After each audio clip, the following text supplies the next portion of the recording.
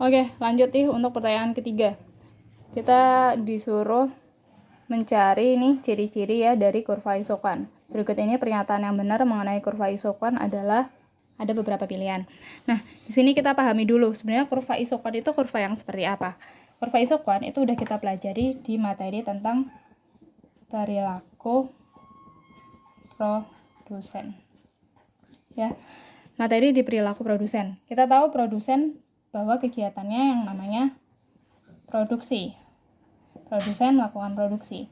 Untuk melakukan produksi ini dia nggak bisa sembarangan dong. Dia butuh yang namanya acuan atau pedoman gitu. Pedoman untuk apa? Untuk bisa mengelola faktor-faktor produksi yang mereka punya untuk menghasilkan tujuannya yaitu keuntungan yang maksimal. Jadi tujuan produsen adalah memperoleh keuntungan maksimal. Untuk memperoleh keuntungan maksimal, dia harus bisa mengelola faktor produksinya dengan baik, sesuai dengan acuan dan pedoman yang dimiliki oleh produsen. Nah, acuan atau pedomannya ini bisa digambarkan melalui dua cara, yaitu cara pertama melalui kurva isoquant dan kurva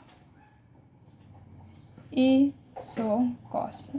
Tapi karena di sini pertanyaannya adalah kurva isoquant, maka kita langsung fokus aja untuk membahas tentang kurva isoquant.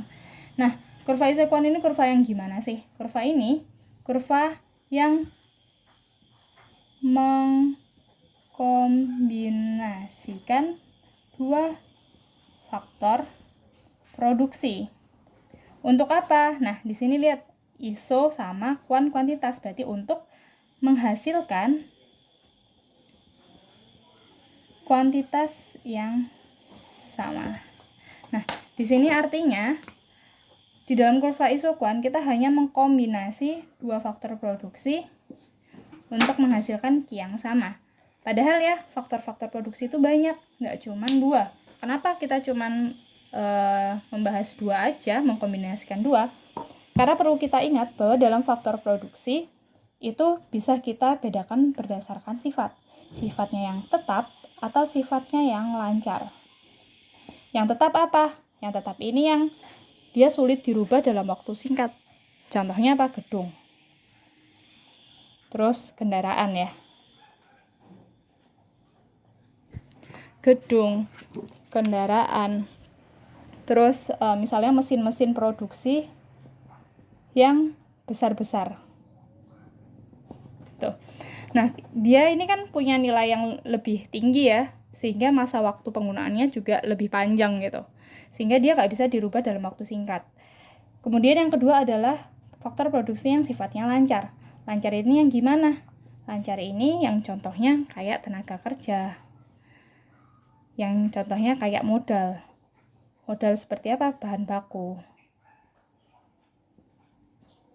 Nah, artinya apa? Lancar ini berarti kebalikan dari tetap. Dia mudah dirubah ketika memang dibutuhkan gitu.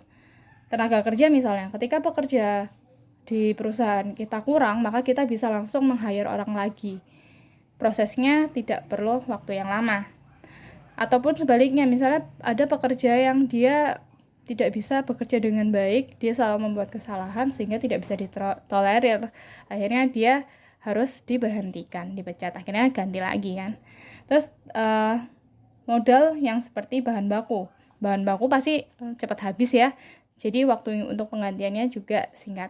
Nah, dari sini aja kita udah bisa lihat maka faktor produksi yang bisa dirubah yang mana? Ya faktor produksi yang lancar. Contohnya apa? Tenaga kerja dan modal. Jadi di sini faktor produksi yang dirubah adalah faktor produksi tenaga kerja dan faktor produksi modal atau capital ya. Tenaga kerja bahasa Inggrisnya itu labor, berarti di sini anunya L. Modal itu capital, ininya K. Nah, di sini untuk menghasilkan Q-nya yang sama. Jadi kombinasi antara tenaga kerja dan modal untuk menghasilkan kuantitas yang sama. Itu gimana sih kombinasinya? Sebenarnya kurva isoquant cuma itu aja. Kita langsung masuk ke contoh ya. Contohnya ini adalah perusahaan bakery. Di perusahaan bakery ini dia target dalam satu hari dia menargetkan untuk membuat 200 bungkus roti. Kemudian dia hanya memiliki tenaga kerja sejumlah misalnya 2. Ternyata untuk bisa membuat 200 bungkus dia membutuhkan modal kapital itu sejumlah 14 ya. Ini ada satu kombinasi. Kemudian ada kombinasi berikutnya. Untuk membuat 200 bungkus roti, ternyata di sini dia meng-hire tenaga kerja lagi. Misalnya dari 2 dijadikan 5. Nah, dari 5 ini karena sudah nambah, maka kombinasi dari modalnya juga dikurangi kan, jadi lebih rendah dari 14. Misalnya jadi 8 gitu. Dan lagi misal ini, kombinasi yang ketiga, untuk membuat 200 bungkus roti, dia meningkatkan lagi nih kombinasi dari tenaga kerja. Misalnya dari 5 ini dijadikan misalnya jadi 9. Dan ini ternyata kombinasi dari kapitalnya dia bisa turun misal menjadi 6. Nah, di sini kita tinggal buat aja ya kurvanya gitu. Kita buat aja kurvanya gini. Sumbu Y, sumbu X. Ini titik pusat. Di sini bebas kita mau naruh yang mana, mau L, mau K. Misalnya ini L. Misalnya ini K. Kita tinggal masukin aja ya. Nah, ini 2, 4, 6, 8, 10, 12. 2, 4, 6, 8, 10, 12, 14. Nah, di sini kita masukkan kombinasi-kombinasinya.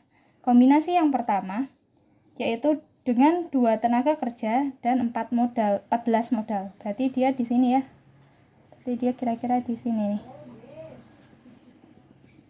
Kita tarik karena nggak pakai penggaris jadi kurang lurus nih.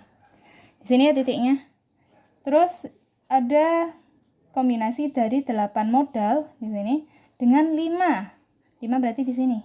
5 itu sini. Ini 5, ini 7. Di sini ya 5. 5 berarti ininya 8, maka dia di sini. Kita tarik aja di sini garisnya. Kita di sini. Nah, titiknya kira-kira di sini. Kombinasi dari 5 dan 8 titiknya di sini. Kemudian kombinasi yang ketiga yaitu 6 dan 9. Di sini 9. Ya, ini 9 dan ini kombinasinya 6. Kita naikkan hingga ketemu nih di titik sini. Nah, dari sini mungkin bisa kita mau nambahin satu lagi ya. Kombinasi untuk membuat 200. Dia bisa misalnya di titik ketiga. 3 kapital dan misalnya ini 12 atau ya 12 ya. 12 aja deh. Di sini. Maka ketika ini ditarik garis menciptakan kurva isokuan miring nih. Nah, ini menciptakan kurva isokuan senilai 200 ya. Oke, sekarang kita balik ke ini. Kita balik ke soal. Di pilihan pertama, titik di sepanjang kurva menunjukkan jumlah output yang sama. Kita cek ya. Nih, kombinasi antara 14 dan 2. Berarti di sini 200. Kalau kombinasinya 8 dan 5, berarti di sini juga 200. Kombinasi antara ini 6 dan 9, ternyata juga 200. Ini 12. Oh, sorry. Kok gini ya? Ini 2, ini 12. Ini ya. Ini juga 200. Artinya di sini terlihat bahwa kombinasi antara setiap titik yang ada di garis ini, adalah 200 atau sama. Berarti pilihan jawaban yang A benar. Jadi pilihan jawaban A benar. Yang kedua, titik isokuan berbentuk cekung ke arah titik origin atau pusat. Nah, di sini kita perhatiin lagi. Perhatiin ya. Yang namanya cekung ke arah titik pusat berarti harusnya dia gini. Tapi enggak. Kurva isokuan itu sifatnya cembung. Kenapa? Karena dia slope-nya negatif. Iya dong. Setiap misalnya dia menambah tenaga kerja, maka dia akan mengurangi kombinasi dari modalnya. Sebaliknya, ketika misalnya modalnya dia ditambah, maka tenaga kerjanya dia akan dikurangi. Kayak gitu. Artinya kebalikan ya. Jadi dia slope-nya dia cembung negatif. Kayak gitu. Berarti yang jawaban yang B salah ya. Sekarang yang C nih. Kurva isokuan yang makin ke kanan menunjukkan jumlah output yang dihasilkan lebih banyak. Nah, kita masih ingat kunci untuk meningkatkan kuantitas. Jadi untuk meningkatkan kuantitas ini agar meningkat, maka kita perlu merubah salah satu dari faktor produksi yang digunakan. Ya. Bisa L-nya atau bisa K-nya. Di sini kita coba misal produksi kuantitas yang baru. Awalnya kan 200 bungkus tiap hari ya. Kita ganti nih. Jadi misalnya 260. Maka di sini kita perlu merubah salah satu sumber dari faktor produksinya. Misal dari mana ya? Kita mau ngerubah, tadi udah L, berarti kita rubah yang K-nya. L-nya tetap semua. Kita rubah misalnya dari 14 ya, kita merubah jadi ini ketinggian ya. Misalnya ini dari tenaga kerjanya aja. Dari 2 kita ganti menjadi ini tadi ya, L-nya 2. L-nya 2. Misalnya ini kita jadiin 4. Maka di sini 4 dan 14. Ini ya titik yang baru. Kemudian yang misalnya ini tadi 5 kan dengan 8. 8-nya tetap, 5-nya kita ganti. 5-nya kita ganti misalnya juga jadi 7 aja. Jadi 7. Berarti di sini. Di sini titiknya. Atau harusnya kurang tinggi ya. Gak apa-apa di sini. Kemudian ada yang misalnya L-nya ini kita ganti, yang tadi awalnya 9 kita ganti jadi 12.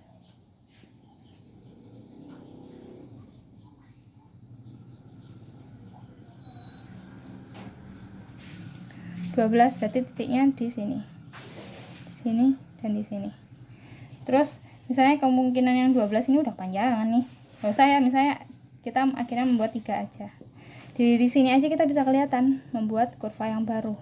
Dan ini benar, dia adalah geser ke kanan. Artinya untuk menambah suatu kuantitas produksi, maka perlu menambah salah satu atau merubah salah satu faktor produksinya, sehingga kurvanya akan memang bergeser ke kanan. Dan ini setiap titik memiliki nilai 260. Gitu ya. Berarti yang C benar. Sekarang yang D. Sumbu X dan Y pada kurva isokuan merupakan biaya dan kuantitas produksi. Ini ya, sumbunya Y, sumbunya X. Sumbu X dan Y ini dua-duanya adalah faktor produksi. Jadi jelas salah, kita tidak bicara soal biaya dan kita tidak bicara soal kuantitas produksi yang ada di dalam sumbu. Jadi kuantitas produksinya digambarkan melalui kurva. Kayak gitu. Jadi yang D juga salah. Gitu. Jadi jawaban yang benar adalah yang A dan yang C.